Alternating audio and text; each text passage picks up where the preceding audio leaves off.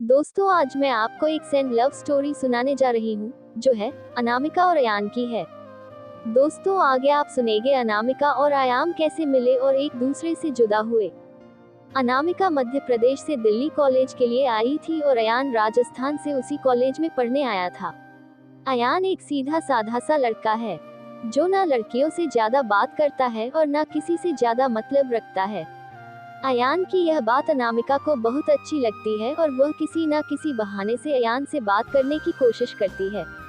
अनामिका दिखने में क्यूट लगती है। कुछ ही समय में अयान और अनामिका की दोस्ती हो जाती है। अयान धीरे धीरे अनामिका को पसंद करने लगता है। दोनों दिन भर कॉलेज में बातें करते अपने हर लाइक डिसलाइक को शेयर करते हैं और कुछ समय में बहुत अच्छी दोस्त बन जाते हैं। अयान की लाइफ में पहले कभी कोई लड़की आई नहीं थी, जबकि अनामिका के पहले दोस्त थे और वह सबसे बात करती है। अयान को ये पसंद नहीं था। एक दिन बातों ही बातों में अयान अनामिका को अपने दिल की बात बता देता है।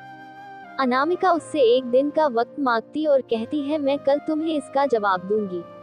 अनामिका सोचती, जब अयान कॉलेज पढ़ने आया था तब वह सिर्फ पढ़ाई पर ध्यान देता था, पर अब उसका पूरा ध्यान मुझ पर रहता है। अगर मैं इसकी गर्लफ्रेंड बन जाऊंगी तो ये पढ़ाई भूल जाएगा और मुझ में ही लगा रहेगा। यही सब ख्याल अनामिका के मन में होते हैं और दूसरे दिन अनामिका अयान को मना कर देती है और कहती है, मैं तो तुम्हें बस अपना दोस्त समझती हूँ, इससे ज्यादा कुछ नहीं। मैं यहाँ पढ़ने आई हूँ और कुछ करने नहीं। तुम चाहो तो मेरे दोस्त रह सकते हो। अयान दोस्ती के लिए मना कर देता है और अनामिका को बहुत समझाता है, लेकिन अनामिका कुछ नहीं सुनती। अयान को ये बात बहुत बुरी लगती है और वह अनामिका से बात करना बंद कर देता है। कुछ दिन कॉलेज भी नहीं आता है। अब अनामिका को भूलकर पूरा ध्यान पढ़ाई में लगाता है और ना किसी से ज्यादा बात करता है और ना मतलब रखता है। देखते देखते कॉलेज बीत जाता है और सब अलग अलग हो जाते हैं। अयान कॉलेज में टॉप कर जाता है और सबसे पहले नौकरी पा लेता है। 2-3 साल बीत जाते हैं। ना अयान को अनामिका का पता रहता है और ना अनामिका को अयान का कुछ पता रहता है। अयान अपनी कंपनी छोड़कर एक नई कंपनी में ज्वाइन करता है, जिसमें उसकी पोस्ट पहले से बहुत अच्छी और पगार दुगनी रहती है। जब अयान पहले दिन ऑफिस जाता है तो उसे पता चलता है अनामिका इस ऑफिस में उसकी जूनियर है। वह उस पर बिल्कुल भी ध्यान नहीं देता है और काम में ही लगा रहता है।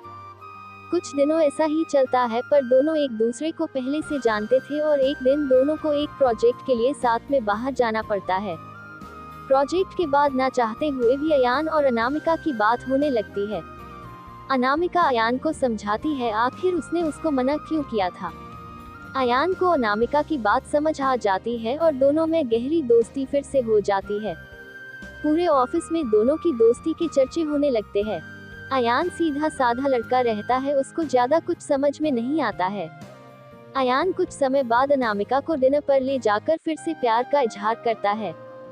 अनामिका इस बार अयान से मना नहीं करना चाहती, पर उसके पास कोई चारा नहीं है, क्योंकि कुछ ही दिनों में उसकी शादी होने वाली रहती है। अनामिका अयान को अपनी शादी की बात बताती है। इस बार अयान का दिल पूरी तरह टूट जाता है। वह बिना कुछ कहे वहां से चला जाता है।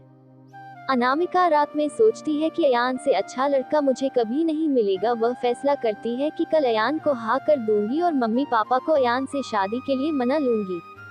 जब दूसरे दिन अनामिका ऑफिस जाती है तो उसको पता चलता है कि अयान ऑफिस छोड़कर चला गया और दोबारा कभी कंपनी में नहीं आएगा। जाते जाते अयान अनामिका को एक खत लिख जाता है, जिस दिन मैंने तुम्हें देखा था उसी दिन से मैं तुमसे प्यार करता हूँ। मैं तुम्हें जिंदगी में कभी नहीं भूल पाऊंगा। तुम जहाँ भी रहो, जिसके साथ भी रहो, खुश रहो। अब इस जीवन में इस दर्द के साथ ही जिंदा रहूंगा। मैंने हमेशा तुमसे प्यार किया है और केवल प्यार किया है। तुम मेरी जिंदगी में आने वाली पहली और आखिरी लड़की हो। अब ना मेरी जिंदगी में कोई आएगा और ना मैं किसी को आने दूंगा। मैं बस अब तुम्हारी यादों में रहूंगा। आज के बाद पूरी जिंदगी में तुम्हें कभी अपनी शकल नहीं दिखाऊंगा। बस भगवान से यही दुआ करता हूँ, तुम जहाँ भी रहो खुश रहो और शादी के लिए बहुत बहुत शुभकामनाएं। अनामिका अयान को खोजने की बहुत कोशिश करती है, पर कई साल के बाद भी उसको अयान नहीं मिलता और वह अपने माँ बाप की पसंद के लड़के के साथ शादी कर लेती।